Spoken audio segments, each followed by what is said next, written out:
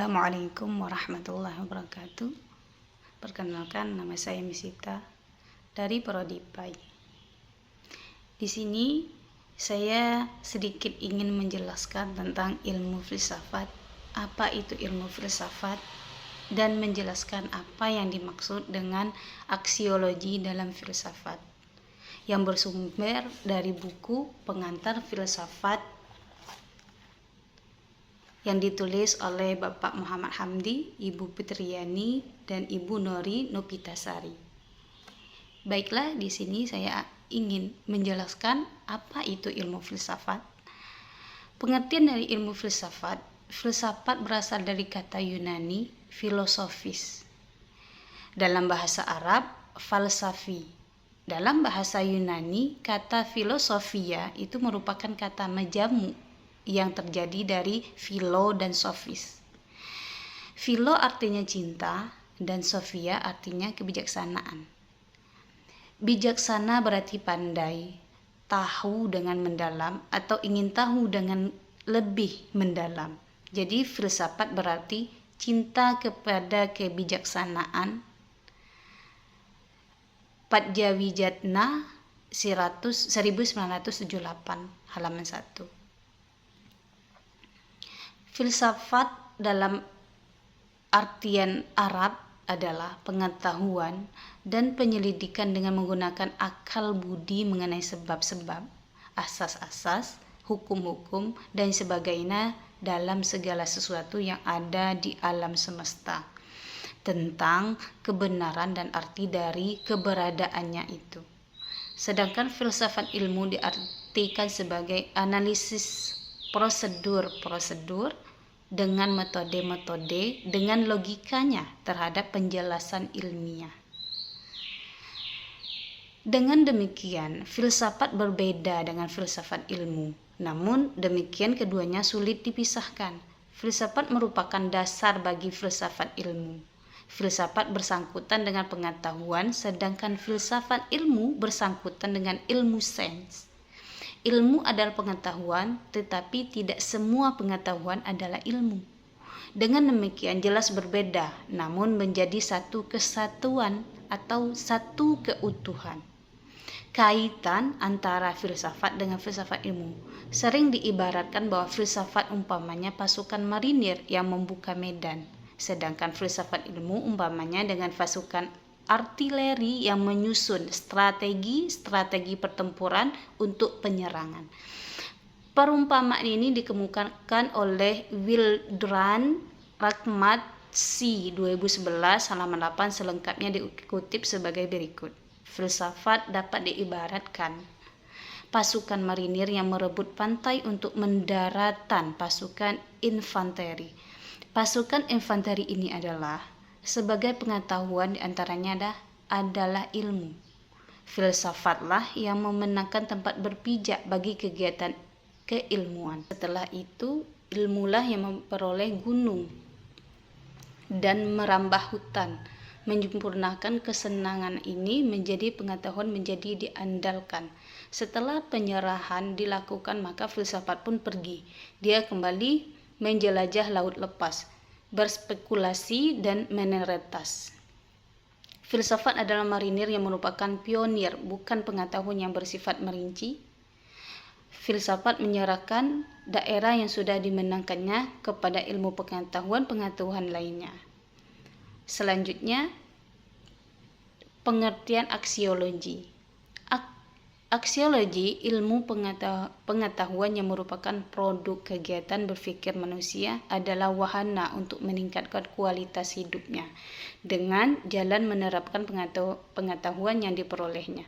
Proses penerapan ilmu itulah yang menghasilkan peralatan-peralatan dan berbagai sarana hidup seperti kapak dan batu di zaman dahulu, hingga peralatan komputer di zaman sekarang, bahkan yang lebih ajaib untuk masa mendatang.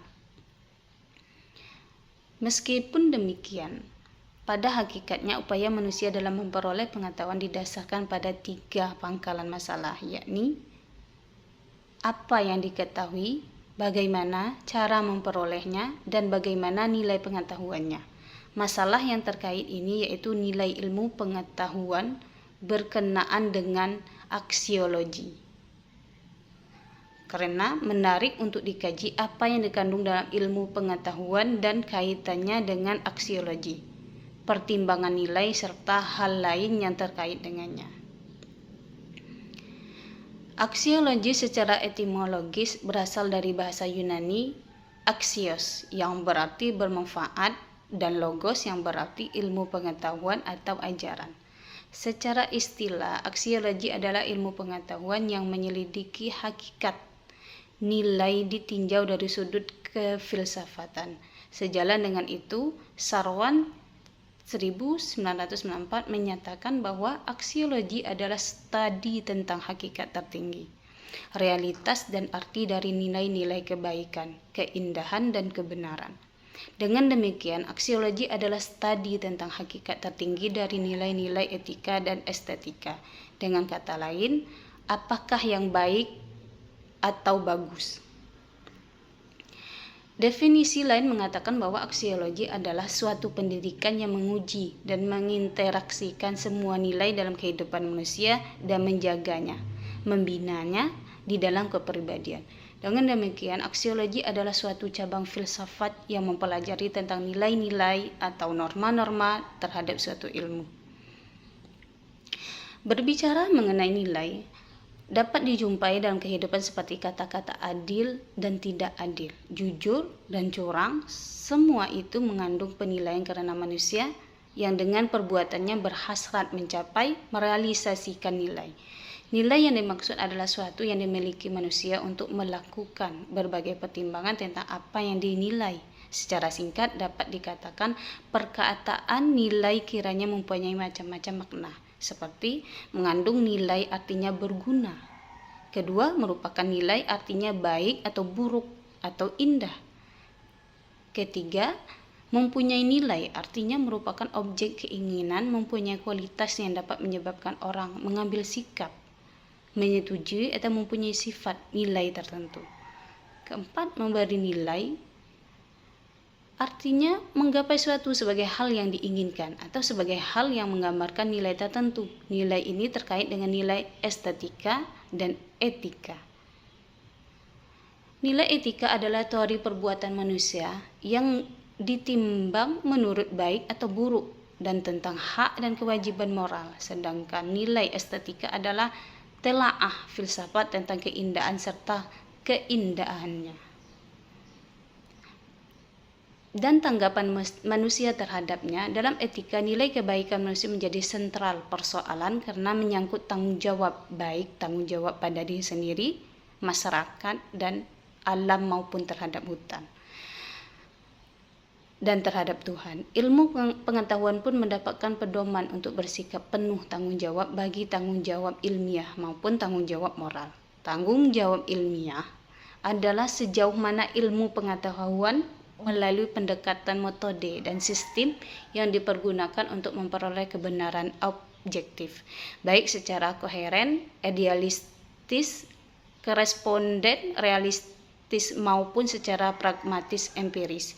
Jadi berdasarkan tanggung jawab ini, ilmu pengetahuan tidak dibenarkan mengerjakan kebohongan dan hal negatif lainnya. Berdasarkan apa yang telah diuraikan di atas, dipahami, ilmu pengetahuan mengandung nilai dan kebenaran. Nilai ilmu pengetahuan yang dikandungnya bukan untuk kebesaran ilmu pengetahuan semata, yang berdiri hanya mengejar kebenaran objektif yang bebas nilai, melainkan selalu terikat dengan kemungkinan terwujudnya kesejahteraan dan kebahagiaan umat manusia. Aksiologi dalam filsafat dapat diartikan sebagai kegunaan atau fungsi filsafat bagi kehidupan manusia. Untuk mengetahui apa kegunaan filsafat dan kata tinjau lebih dalam untuk melihat filsafat dari 3 hal seperti yang disampaikan oleh Ahmad Tafsir 2010 halaman 42-45, yaitu pertama, filsafat sebagai kumpulan teori. Hal ini digunakan untuk memahami dan mereaksi pemikiran-pemikiran yang ada, seperti contoh, ketika kita tidak senang pada komunisme, maka kita harus membaca dan mempelajari teori filsafat Marxisme. Karena teori tentang filsafat dalam komunisme ada di dalam filsafat Marxisme. Pendeknya, bila kita ingin mendukung atau bahkan menentang sebuah hukum atau teori atau sistem tertentu, kita harus benar-benar mempelajari teori-teori filsafatnya. Kedua, filsafat sebagai pandang hidup. Dalam hal ini dijelaskan bahwa filsafat hampir mirip kegunaannya dengan agama, yaitu sebagai pedoman hidup.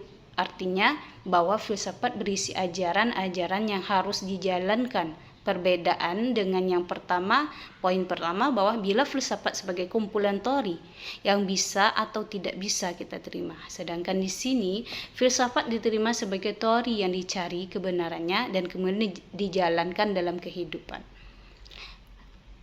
Ketiga, filsafat sebagai metode pemecah atau penyelesaian masalah. Artinya bahwa kita mencoba menyelesaikan masalah dengan mencari penyebab awalnya.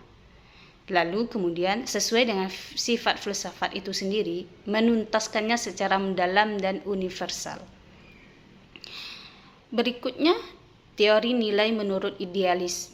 Sebelum menjadi sebuah aliran filsafat yang berkembang di abad ke-19 Masehi, gagasan-gagasan idealisme telah diperkenalkan oleh Plato jauh sebelumnya.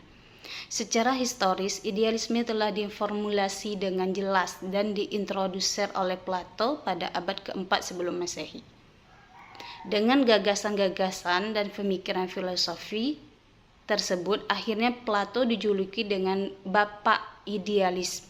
Filsafat idealisme berkembang dengan pesat. Idealisme dengan penekanannya pada kebenaran yang tak berubah mempunyai pengaruh kuat terhadap pemikiran kefilsafatan. Gereja Kristen tumbuh dan berkembang di dunia dirembasi oleh Neoplatonisme. Teori nilai menurut realisme. Realisme adalah reaksi terhadap keabstrakan dan kedunialainan dari filsafat idealisme. Titik tolak utama realisme adalah bahwa objek-objek dari indera muncul dalam bentuk apa adanya. Aliran realisme dalam filsafat bersanding dekat dengan aliran idealisme meski dalam posisi yang dikotomi. Dalam pengertian filsafat, realisme berarti anggapan bahwa objek indera kita adalah real, benda-benda adanya terlepas dari kenyataan bahwa benda itu kita ketahui atau kita persepsikan atau ada hubungannya dengan pikiran kita.